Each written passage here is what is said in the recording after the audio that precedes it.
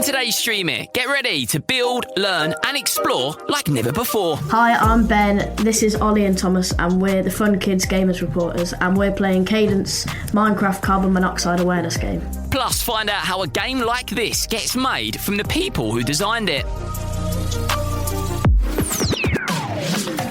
Hello, I'm Conor and this is Fun Kids Stream It, the gaming, film and TV podcast packed full of interviews, reviews and the best things for you to watch and play. This episode, something amazing has landed in the world of Minecraft, a big world, and I think it's going to also end up with us learning a few things as well. Cadent Games is a new Minecraft experience where you complete lots of challenges and end up learning some real-world safety tips as well. So one of the challenges in the game is to work out how to stay safe from something called carbon monoxide. Now, carbon monoxide is a very nasty gas that can make you really poorly if you breathe too much of it in. The big problem with CO is that you can't see it, hear it, smell it, taste it, and you also can't touch it. And that's where the safety challenge comes in. We got some Stream It fans to come into the studio to play the game. This is how they got on. Okay, so Safety Seymour says, "Welcome to my carbon monoxide awareness game. My name is Safety Seymour, and in this world you will learn all about the carbon monoxide, all about what carbon monoxide is, and how to stay safe in its presence. Follow the road to our laboratory to begin your adventure."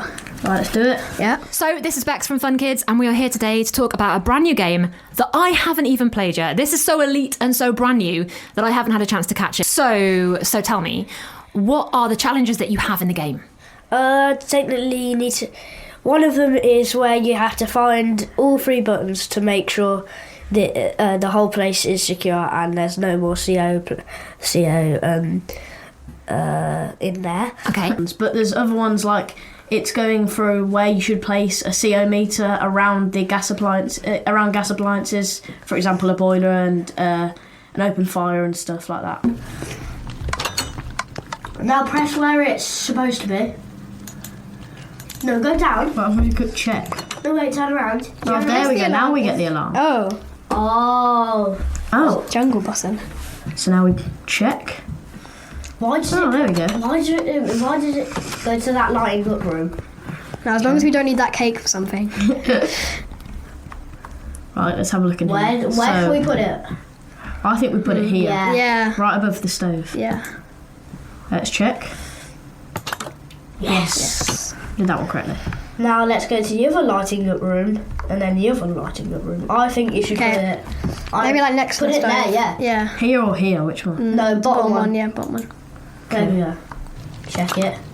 What? Okay, right, put it 1 block higher. Oh. Oh, yeah. Okay. So how do you play the game, Ollie? What goes on in it? So it's Minecraft, but it's the education edition. So you have to like talk to these professors and stuff, and they tell you some facts about CO, and you have to write it in your notebook. Mm-hmm. Write down the facts, and then you go through like obviously you do the challenges that they just said.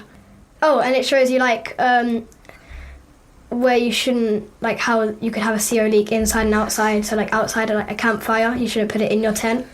Or like you shouldn't keep your stove on in your camper van when like no one's in it. Let's talk to this guy.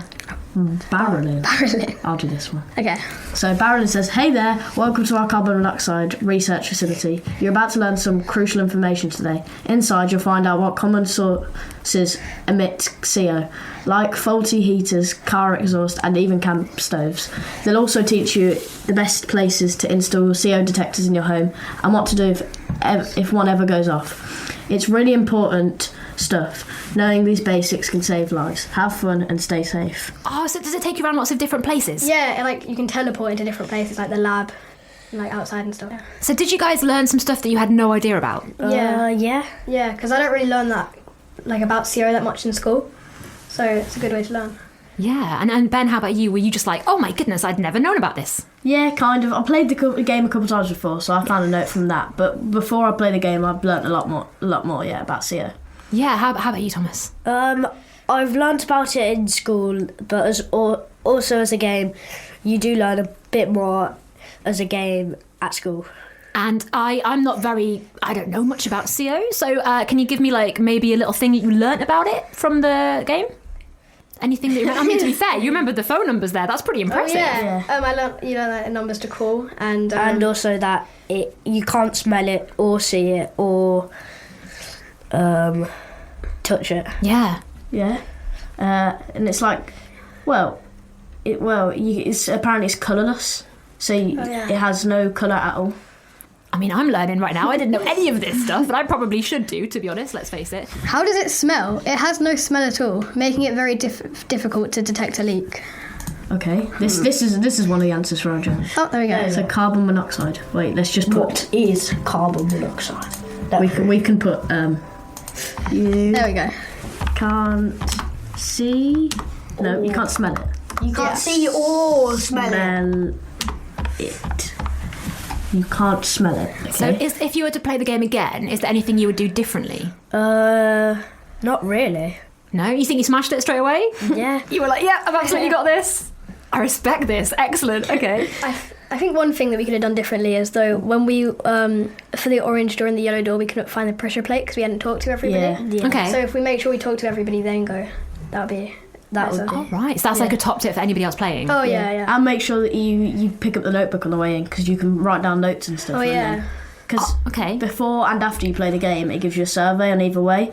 So before you play the game, you can do a survey, and then after, and it will show you the progress Like you compared. made. Oh, that's pretty cool. So you can see the difference. Yeah. Oh, that's awesome. Yeah. It sounds also. How long did you spend playing the game? Like, how many levels are there? Is it just one level to get through? Is it lots of different places? Yeah, there's lots of different places. In total, it took us 40 minutes to complete. Okay. But yeah, like I said, you go like teleport from different places. Yeah. It's not really levels, but it's just sort of like, yeah. It's almost like an escape room game in a way, isn't it? I Yeah, guess? kind of, yeah. Yeah, that's really cool. And did you guys think, you know what, I want to develop my own game in the future? I do. Yeah? I don't think I could. I just like playing them. Yeah. That's fair enough. I've been a tester. Okay. Test them out. I mean, a test is a pretty good job, let's face it. Sounds like an awesome Minecraft session. But how do you create a game like this? So interesting to find out how games are actually created. I'm so intrigued. How'd you create a game like this? The developers chatted to Bex to give her the inside info. Brendan, you're one of the developers of the game. Can you explain it to me? Cool. So yeah, this game is all around carbon monoxide. So safety and awareness around it. So what exactly is carbon monoxide? How do we recognise it? Well, what are the characteristics of it? What should we do if we suspect there's some around, and who do we call, and everything around it like that. So, Ruto, were you developing as well? How do you make a game that also is about learning fun? That's a very good question, and that's one of the key things for us to make it fun, because children can learn while having fun and consciously learn as well. So firstly, we actually work with children before we create the game, so we understand what we know about, for example, in this instance, carbon monoxide awareness. So that's how we design the goals, what we would like to achieve. We also do the storyboarding with kids, so we try to understand what actually fun means to them, what we would like to see in the game. So when you work with the adults, subject matter experts, like with Cadent, Gas, and when we try to build what is fun for children within the game. So it's actually a really cool process, and it's really nice to be able to involve children in the whole process. So yeah, do you guys get people in the office, Brendan? Are you just there kind of like getting the kids involved and like finding out what is fun and what's fun for you as well? Yeah, quite often. So each of the modules will have a little like storyboard session with the kids. They'll play one of our other games, so they kind of get a feel for what we do, and then we give them the topic that we're doing. So it'd be carbon monoxide in this case, and we'll have whiteboards and we'll split them up in groups and then just brainstorm some ideas, and usually some of those are quite good, and then we chuck it in the actual game itself. Now it is such a fun thing, and were you surprised as well by the boys in here before? You had Thomas, Ben and Ollie. They all had taken away so much from it. It must be really lovely to hear how excited they were about the game. Yeah, it's brilliant. It always amazes us every time we see like different children play the game, how much they take away from it. It's really sort of satisfying, and seeing all the things that they take away, and hopefully they'll share that with family and friends, because that's a big part of it as well, is sharing it and getting the knowledge out there. Hopefully we can get everybody clued up on CO and get carbon monoxide alarms in everybody's house. Speaking of things you take away from it and learn from it, I mean, we're adults, but was there something that you learned when you were making this game where you were like, oh yeah, I didn't know that was a thing? Did you learn anything, Brendan, when you were surprised by it? Yeah, I didn't know the phone number beforehand, so Okay, that was one. Yeah, and then obviously I knew the kind of basic idea of carbon monoxide. It's invisible. You can't really smell it, detect it.